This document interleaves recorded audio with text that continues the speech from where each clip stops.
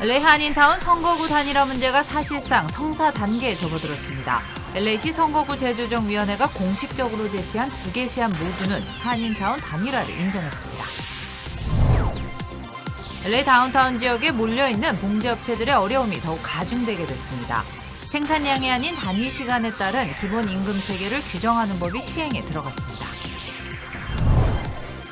오늘 뉴욕 증시는 큰 폭으로 하락했습니다. 빠른 국채금리 인상이 오늘 증시에는 악재가 됐습니다.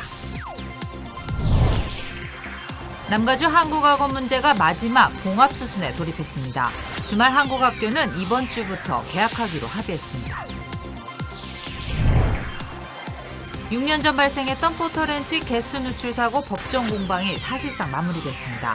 남가주 가스 컴퍼니는 18억 달러의 피해 주민들과 합의하기로 했습니다. 네, 오늘 뉴욕 증시가 큰 폭으로 하락했습니다. 나스닥 지수는 2.8%나 떨어졌습니다. 관련 소식은 잠시 뒤에 전해드리겠습니다. 네, 반가운 소식부터 전하겠습니다. LA 한인타운 선거구 단일화가 사실상 기정사실로 굳어지고 있습니다. LA시 선거구 재조정위원회가 제시한 두 개의 시안 모두가 한인타운 선거구 단일화를 인정했습니다. 다만 4지구 혹은 10지구 중에 어느 선거구에 포함시킬지만 남았습니다. 먼저 이재린 기자가 취재했습니다. 어제 오후 4시부터 시작된 3차 선거구 재조정 특별공청회. 무려 6시간 넘게 진행된 공청회에는 500명 넘는 사람들이 참여했습니다. 단연 가장 큰 관심사는 한인타운 선거구 단일화였습니다. But that same argument could go for Koreatown. Koreatown's never been whole either. Yes, true. I mean, we're trying to minimize splits and Right. correct issues that were wrong in the past. 지도는 최종 2개 안으로 좁혀졌습니다. 2개 모두 한인타운의 선거구는 단일화되어 있었습니다. 10지구 혹은 4지구로 포함될 가능성이 커졌습니다. 첫 번째 안은 10지구에 포함되는 것으로 한인회관 건물과 마당몰이 위치한 웨스턴길을 포함했습니다. 행콕팍을 포함하는 그레이터 윌셔 주민의회가 웨스턴길을 경계로 해야 한다고 주장해왔지만 맨해튼 플레이스 길까지 포함된 것입니다. 포함이 안 돼 있던 13지구에 있던 부분, 그 다음에 1지구에 있던 부분, 그리고 일부에 있는 4지구에 있는 부분이 많이 10지구 안으로 들어와서 사실상 우리 TF팀에서 제시한 바운더리 한 90% 이상이 거기에 나와 있다고 보고 있습니다. 또 다른 안은 그레이터 윌셔 주민회와 함께 4지구에 포함되는 것입니다. 한인타운 대부분을 포함하고 있는 현재 10지구의 지도와 비교하면 훨씬 더 큰 지역이 추가됐습니다. 두 가지 맵은 둘 다 10지구 또는 4지구에 한인타운이 다 하나로 통일이 되었기 때문에 매우 긍정적으로 저희는 보고 있습니다. LA시 선거구 재조정위원회는 오는 목요일 2개 안이 포함된 지도들을 두고 최종 표결을 실시합니다. 이후 4번의 공청회도 거쳐야 하지만 큰 변동사항을 만들기는 힘든 만큼 사실상 선거구 단일화가 이루어졌다는 분석입니다. 선거구 재조정 TF팀은 한인사회가 끝까지 관심을 갖고 있다는 걸 보여줘야 한다며 주민의견 수렴 과정에 적극적으로 참여해 줄 것을 당부하기도 했습니다. LA에서 SBS 이재린입니다. 네, LA 다운타운 지역에 몰려있는 한인 봉제업체들의 어려움이 더욱 가중되게 됐습니다. 그동안 생산량에 따라 지급하던 임금 체계를 기본적인 시간당 임금 체계로 바꿔야 하는 법이 시행에 들어갔습니다. 보도에 전용훈 기자입니다. 노동자의 생산량에 따라 임금이 결정되는 피스레이트 방식, 특히 의류와 봉제업계에서 관행으로 여겨져 왔습니다. 최근 게빈 뉴섬 캘리포니아 주지사는 피스레이트 대신 기본임금을 봉제업에 적용하는 SB 62 법안에 서명했습니다. SB 62 법안의 시행으로 저임금 노동자들의 임금을 보장하면서 노동 환경도 개선하게 됐다는 설명입니다. 하지만 의류와 봉제업계는 이번 법안의 시행으로 큰 타격을 입을 것으로 전망하고 있습니다. 의류 소매업체들이 하청업체들의 임금 미지급에 대한 책임을 부당하게 떠안아야 한다는 주장입니다. 결국 LA 지역 의류업체들이 캘리포니아를 떠나게 될 수밖에 없다는 겁니다. 이번 법안 시행으로 제3자인 하청계약자가 저지른 임금체불 등은 책임 소재가 원청업체인 유명 대형 의류 브랜드와 소매업체들까지 확대됩니다. LA에서 SBS 전영웅입니다. 네, 오늘 뉴욕 증시의 나스닥 지수가 6개월 만에 가장 큰 폭으로 하락했습니다. 기술주 중심의 나스닥 지수는 423포인트, 2.8% 추락한 14,547의 장을 마감했습니다. 다우 지수도 1.63%, 569포인트나 내려갔습니다. 나스닥 지수는 10년 만기 국채 금리가 급등한다는 소식에 한때 투매 현상까지 나타나기도 했습니다. 국채 금리는 연준이 테이퍼링을 조만간에 시작하겠다는 언급 이후에 꾸준하게 상승해 왔습니다. 제롬 파월 연준 의장이 인플레이션이 예상보다 지속될 수 있다고 시사한 것도 낙폭을 키웠습니다. 네, 연방 정부의 부채 한도 조정을 둘러싼 민주공화 양당의 정면 충돌이 더 격화되고 있습니다.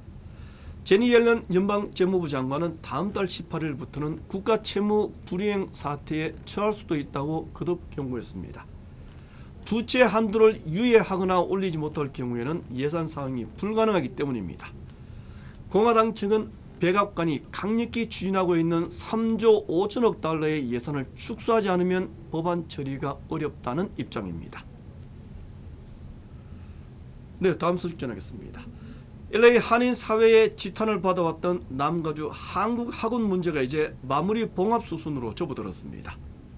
이사회 구성 문제가 해결된 이후에 이제는 주말 한국 학교까지 이번 주부터 개학하기로 했습니다. 보도에 전용훈 기자입니다. 교장단의 파업으로 파행을 빚었던 남가주 한국학원 사태가 결국 마무리됐습니다. 한국학원 이사회와 교장단은 오늘 이사회에서 이번 주말부터 11개 한국학교를 개강하기로 최종 결정했습니다. 그동안 남가주 한국학원은 교장단과 교사들이 무단 수업 거부로 가을 학기 수업이 무기한 연기되어 왔습니다.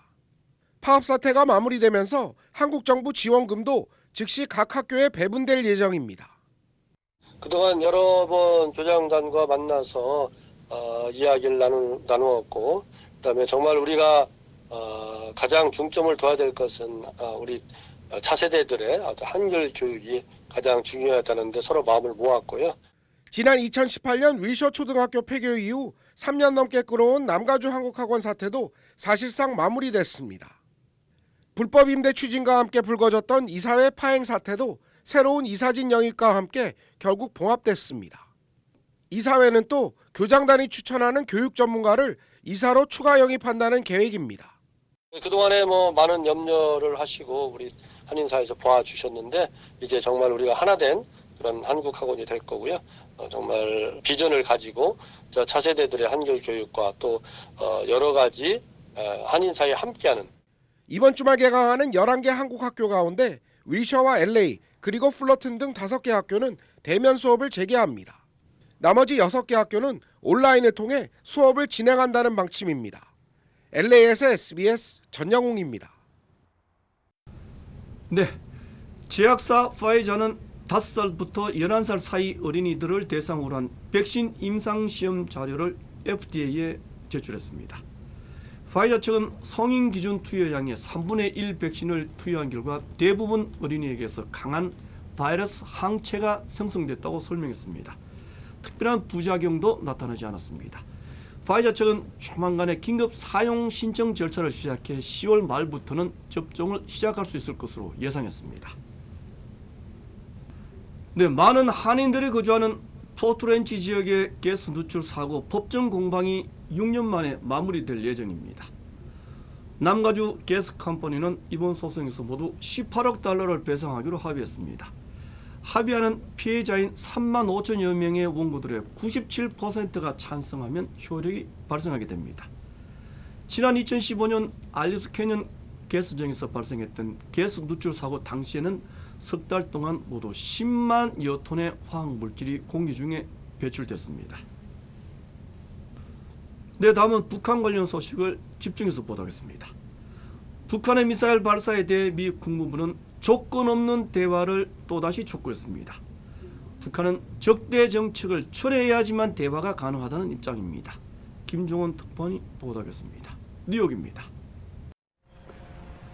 미 국무부가 어제에 이어 오늘도 북한의 탄도미사일 발사를 규탄했습니다. The United States is concerned by and condemns the DPRK's recent ballistic missile launches. These launches are in violation of multiple UN Security Council resolutions. 킨 모이 국무부 동아태 수석 차관보는 북한이 세계 평화를 위협한다고 비판했습니다. The DPRK's unlawful weapon of mass destruction and ballistic missile programs constitute serious threats to international peace and security and undermine the global non-proliferation regime. 그러면서 전제 조건 없이 북한을 만날 준비가 됐다며 북한이 협상 테이블로 나오길 희망한다고 밝혀 북핵 문제를 외교적으로 해결하겠다는 기존 입장을 재확인했습니다. 하지만 북한은 어제 유엔 총회 연설에서 북미 대화와 종전선언의 조건으로 대북 적대 정책 철회를 내걸었습니다. 미국이 행동으로 적대시 정책을 처리할 용단을 보여준다면 우리도 언제든지 기꺼이 화답할 준비가 되어 있습니다. 북한은 그러면서 한미 합동 군사훈련과 각종 전략무기 배치의 영구 중단을 촉구했습니다. 조건이 대북 적대 정책 철회 이게 포함된다 이렇게 이해하면 될까요? 그래서 우리 연설문대로 이해하면 됩니다. 거기다 답이 다 담겨져 있는데요. 모이 부차관보는 이 외에도 비핵화와 무관하게 대북 인도적 지원을 할 뜻을 밝히기도 했습니다. 뉴욕에서 SBS 김종원입니다. 북한은 어제 발사한 미사일은 극초음속 미사일이라고 주장했습니다. 발사 당시에는 김정은 총비서는 참관하지 않은 것으로 전해졌습니다. 계속해서 유수환 기자입니다. 북한 국방과학원이 어제 새로 개발한 극초음속 미사일 화성8형을 시험 발사했다고 조선중앙통신이 보도했습니다. 중앙통신은 어제 시험 발사를 정치국 상무위원인 박정천이 국방과학부문의 지도 간부들과 함께 참관했다고 밝혀 김정은 총비서는 참관하지 않은 걸로 보입니다. 북한은 어제 첫 시험 발사에서 미사일의 비행 조종성과 안정성을 확증하고 분리된 극초음속 활공 비행 전투부의 유도기동성 등 기술 적지표들을 확증했다고 보도했습니다. 북한은 시험 발사 결과 목적했던 모든 기술 적지표들이 설계상 요구에 만족됐다고 전했습니다.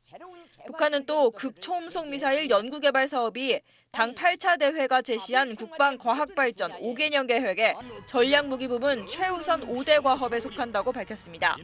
북한이 어제 발사한 미사일은 우리 군 당국의 분석 결과 최고 고도가 30km 이상으로 파악됐으며 450km 이상을 날아 동해상에 떨어진 걸로 알려졌습니다. 또 탄도미사일과 순항미사일의 특성이 모두 나타난 걸로 전해졌습니다. 북한이 극초음속 미사일을 회피기동 기능까지 갖춰 전략화하면 우리 군이 요격하는 데 애를 먹을 걸로 보입니다. SBS 유수환입니다. 한국 청와대도 미사일 발사에 대해 유감이라는 입장만 나타냈습니다. 북한을 자극할 수 있는 도발이라는 말은 사용하지 않았습니다. 북한 전문기자인 안정식 기자가 전하겠습니다. 북한 미사일 발사가 포착된 직후인 오전 8시, 청와대가 긴급 국가안전보장회의를 소집했습니다. 원인철 합참의장이 발사 상황을 보고했는데 북한 신형 미사일의 특성에 대해 논의된 것으로 보입니다. 관심은 결과 발표에 쏠렸습니다. 사흘 전 김여정이 담화를 통해 남북 정상회담 가능성을 흘리면서도 북한 군사행동에 시비 걸지 말 것을 요구했기 때문입니다. 훈풍이 불지 폭풍이 불지 예단하지 않겠다고 한 것은 남한 반응에 따라 향후 남북 관계를 결정하겠다는 뜻이어서 오늘 발사는 남한 정부 반응을 시험하는 것으로도 관측됐습니다. 1시간여의 회의가 끝난 뒤 청와대는 북한 미사일 발사가 유감이라고 밝혔습니다. 북한이 반발하는 도발이라는 말 대신 유감이라는 말을 사용한 것입니다. 문재인 대통령은 종합적이며 면밀하게 대응하라는 원론적 지시만 내렸습니다. 국방부와 통일부 등 관련 부처는 유감이라는 청와대의 가이드라인을 벗어나지 않았습니다. 한반도 정세 안정이 매우 기묘한 시기에 이루어진 미사일 발사에 대해서 유감스럽게 생각하고 있다. 남북관계 진전을 바라는 우리 정부를 상대로 북한이 정상회담 가능성과 군사행동을 동시에 보이면서 압박하고 있습니다. SBS 안정식입니다. 네, 계속하겠습니다. 일제 당시 일본 기업들의 징용에 대해 한국 법원은 한국 내 자산을 매각하라는 결정을 내렸습니다. 일본 정부는 강하게 반발했습니다. 김용대 기자입니다. 대전지방법원이 어제 강제동원 피해자들이 압류한 미쓰비시 중공업의 상표권과 특허권 일부에 대해 매각 명령을 내렸습니다. 피해자 양금덕 할머니와 김성주 할머니의 신청을 받아들인 건데 법원이 일본 기업 자산에 대해 매각 명령을 내린 건 처음입니다.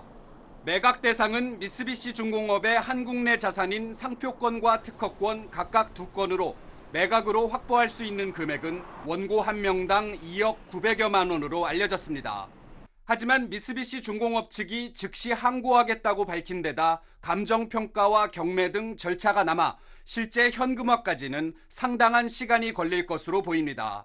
일본 정부는 강하게 반발하며 어제 우리 정부에 항의한 데 이어 오늘은 주일 한국 대사관 관계자를 외무성으로 불러 유감을 표했습니다. 韓国側が直ちにですね、国際法違反の状態を是正することを含めて、日本側にとって受け入れ可能な解決策を示すよう強く求めていきたい。 우리 외교부는 일본의 일방적인 해결책 요구는 문제 해결에 도움이 되지 않는다며 대화의 필요성을 강조했습니다. 근원적 해법 모색을 위해 일본 측이 성실하게 대화에 응하고 성의 있는 자세를 보여주기를 기대합니다. 일본 언론들은 한국 법원의 첫 매각 명령 결정을 크게 보도하며 경색된 한일 관계가 한층 더 나빠질 것으로 내다봤습니다. 도쿄에서 SBS 유성재입니다. 네, 넷플릭스 오리지널 시리즈인 오징어 게임이 역대 최고 드라마가 될 것이라고 넷플릭스 최고 경영자가 말했습니다. 전국의 주요 한인사회 소식을 정리하겠습니다. 이원정 기자입니다. 남가주일대 대기오염이 내일과 모레 더 심해질 것으로 예상됩니다. 국립기상청은 중가주의 산불로 인해 짙은 연기가 남쪽으로 향하며 일부 남가주 산악지역에는 대기오염주의보를 발령했습니다. 또 LA 카운티 산악지역과 엔텔로밸리 지역에는 최대 45마일의 강풍이 분다며 오늘 밤 9시까지 강풍주의보를 발령했습니다. 오는 30일 어르신들을 위한 힐링 세미나가 개최됩니다.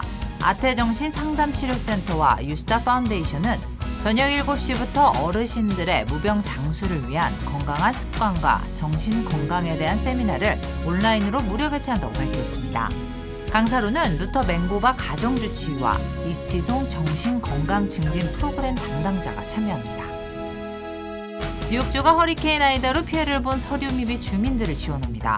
주정부는 연방재난관리청, FEMA가 시행하는 아이다 재난지원 대상에서 제외된 서류미비자들을 위한 지원을 실시한다며 오는 11월 26일까지 핫라인이나 선정된 커뮤니티 단체를 방문해 지원할 것을 당부했습니다. 질식사 위험으로 유아용 간이 침대가 대량 리콜됐습니다. 소비자 제품 안전위원회는 지난 2015년부터 2020년까지 유아들이 엎드려 잠들었다가 질식사하는 일이 8건 발생했다며 바피사의 오리지널과 프리퍼드 뉴본 라운저, 포토리반사의 키즈 바피 뉴본 라운저 등 3종류를 리콜한다고 밝혔습니다. 오는 30일 샌프란시스코 시청에서 개천절 기념 태극기 개양식이 열립니다. 총영사관은 한국의 개천절을 기념해 30일 오전 11시 반부터 시청에 태극기를 개양하며 샬럿 슈츠 시의전장을 포함해 서울 자매도시위원회, 동포재단 등에서 25명이 참석한다고 밝혔습니다. 네, 트럭 운전사가 부족해 촉발된 영국의 주유 대란, 폭행의 칼부림 사건까지 발생했습니다. 사재기 현상까지 나타나면서 혼란은 더 가중되고 있습니다. 골란 기자입니다. 한 남성이 흉기를 들고 차량 운전자를 위협하고 있습니다. 위협을 받던 차량은 급기야 흉기를 든 남성을 들이받았고 화가 난 남성은 발로 차량을 차고 부숩니다. 주유 대기줄에서 새치기를 했다고 벌어진 일입니다. 영국 런던에선 주유소 앞마다 긴 줄이 늘어졌고 몇 시간째 이어지는 기다림에 화가 난 운전자들 사이에서 실랑이가 벌어지고 있습니다. 트럭 운전사 부족으로 촉발된 기름 부족 사태로 영국 런던에선 닷새째 주유 대란이 진정되지 않고 있습니다. I've literally been waiting for petrol for 3 days. Like all weekend I've had no petrol, literally on zero. 코로나 사태로 외국인들이 대거 귀국하고 영국의 유럽연합 탈퇴, 즉 브렉시트로 인력의 신규 유입도 안 되면서 영국에선 연료를 운송할 트럭 운전사가 10만 명 정도 부족한 상황입니다. 일부 주유소가 문을 닫았다는 소식에 불안한 운전자들이 몰리면서 사재기를 하고 있는 겁니다. 정부는 뒤늦게 트럭 운전사 5,000명에게 임시 비자를 주겠다고 밝혔습니다. is make sure that we have all the preparations necessary to get through till Christmas and beyond, not just in the supplying the petrol stations, but all parts of our supply chain. 하지만 영국 내에선 정부의 브렉시트 대비 부실, 행정 무능 등에 대한 비난이 커지고 있습니다. SBS 권란입니다. 최근 들어 한국에서는 외국인들의 코로나 확진자가 크게 증가하고 있습니다. 대부분이 유통업계에서 일하는 외국인 종사자들이라고 합니다. 김용태 기자입니다. 서울 가락시장에 찾아가는 백신 접종센터가 생겼습니다. 시장 관련 확진자가 750여 명으로 늘어난 데다 외국인들이 많이 오가는 곳이기 때문입니다. 한 번으로 끝나는 얀센 백신을 쓰고 있습니다. 백신 접종 사각지대에 놓인 외국인 유통 종사자 등 가락시장 내 백신 미접종자의 백신 접종을 위해 운영하고 있습니다. 지난 6월 말 이후 외국인 확진자는 계속 증가해 지난주엔 2,300명을 넘었습니다. 전체의 16% 정도로 일부 지역에선 외국인 비중이 46%까지 올랐습니다. 10만 명당 발생률도 내국인 대비 9배 높았는데 접종 완료율은 내국인 절반 수준입니다. 단속이나 출국 조치와 연계되지도 않을 것입니다. 외국인들께서는 적극적으로 예방접종을 받아주시고 전체 확진자 증가 추세도 꺾이지 않고 있습니다. 하루 전 30%에 근접했던 비수도권 비중은 26.1%로 줄었습니다. 하지만 추석 연휴가 포함된 지난주 비수도권 이동량이 12.4%나 증가해 이번 주 중반 이후 그 여파가 본격화할 가능성이 있습니다. 정부는 다음 달 2차례 사흘 연휴를 앞두고 이동 자제를 거듭 호소하면서 지역 축제나 행사도 재검토해달라고 요청했습니다. SBS 김용태입니다. 네, 국민의힘 곽상도 의원의 아들이 받았다는 50억 원의 퇴직금. 대장동 개발 의혹의 화천대유 내에는 소위 50억 원 그룹이 있었다는 내부자 제보도 불거졌습니다. 원종진 기자가 취재했습니다. 화천대유의 관계사 천화동인의 핵심 관계자 측이 SBS에 제보한 내용은 이렇습니다. 화천대유가 여러모로 사업 추진에 도움을 준 인사들에게 이익 제공을 약속했는데 내부적으로 이들을 50억 약속그룹이라고 부른다는 겁니다. 제보자는 약속그룹에 끼어 있는 걸로 거론되는 유력 인사들의 실명도 밝혔습니다. 곽상도 의원은 물론 박영수 전 특별검사, 권순일 전 대법관이 여기에 포함됩니다. 이외에도 한 언론사 고위직 인사와 검찰 고위직 출신 법조인도 끼어 있다고도 전했습니다. 곽 의원은 화천대유에서 근무한 자녀가 50억 상당의 퇴직금을, 박 전 특검은 딸이 화천대유가 보유하던 아파트를 분양받은 사실이 드러난 상황, 제보자는 한 언론사 고위직 인사와 검찰 출신 법조인에게도 50억 원 상당의 이익 제공이 내부적으로 약정돼 있었다고 전했습니다. 화천대유의 이른바 약속그룹에 들어가 있던 것으로 지목된 이들은 사실관계를 부인했습니다. 검찰 출신 법조인은 터무니없는 소리라고 일축했고 언론사 고위 인사는 전혀 사실이 아니며 화천대유와도 관계가 없다고 반박했습니다. 이에 대해 화천대유 측은 SBS에 이런 의혹은 사실이 아니라는 입장을 밝혔습니다. 하지만 화천대유와 유력 인사들 사이에 밀접한 관계가 드러나는 상황에서 새롭게 제기된 의혹에 대해서도 수사를 통한 사실관계 규명이 필요해 보입니다. SBS 원종진입니다. 네, 곽상도 의원은 의원직 사퇴 압박에 손을 그었습니다. 이준석 대표는 제명 이야기까지 나올 수가 있다고 말했습니다. 박원경 기자입니다. 아들이 화천대유 돈 50억 원을 받은 걸로 드러난 곽상도 의원. 국민의힘 초선 의원들은 어제 의원직을 그만두라고 요구했는데 곽 의원은 수사 결과에 따라 책임져야 할 부분이 있다면 의원직까지 마다하지 않겠다면서도 즉각 사퇴는 사실상 거부했습니다. 그러면서 자신은 대장동 개발에 어떤 영향력도 행사한 바가 없다고 주장했습니다. 하지만 국민의힘 이준석 대표는 곽 의원 아들 문제가 정리되지 않으면 실체 파악에 걸림돌이 될 수 있다며 의원직 제명 가능성을 거론했습니다. 의원직을 사퇴하신다든지 이런 판단 안 하신다 그러면은 국회 윤리위원회나 이런 절차 아니면 또 제명 이런 얘기가 있을 텐데 헌법상 재적의원 3분의 2 이상의 찬성으로 의원직 제명이 가능합니다. 국민의힘은 이재명 경기지사와 유동규 전 성남도시개발공사 기획본부장, 김만배 화천대유 소유주 등 9명을 배임 혐의로 검찰에 고발했습니다. 민주당은 50억 원은 뇌물이라는 게 국민 상식이라며 이준석 대표도 책임을 면할 수 없다고 공세를 폈습니다. 언제 곽상도 의원 아들이 50억 퇴직금을 받았는지 알게 됐습니까? 몰랐다면 허수아비 당 대표이고 알았다면 국민을 속인 것입니다. 여야 대선 주자들도 난타전을 계속했습니다. 이재명 지사는 자신은 민간 참여사들의 주주 구성도, 수익 배분 구조도 전혀 몰랐다며 국민의힘을 정조준했습니다. 국민의힘 지금 앞뒤 모르고 천방지축으로 뛰고 있는데 본인들이 파놓은 구덩이에 곧 빠질 겁니다. 반면 윤석열 전 검찰총장은 대장동 게이트의 몸통은 누가 봐도 이 지사라며 덮어 씌우기 여론전으로 조국 사태 시즌2를 만들고 있다고 주장했습니다. 그러면서 자신이 대통령이 되면 화천대유의 주인은 감옥에 갈 것이라고 목소리를 높였습니다. SBS 박원경입니다.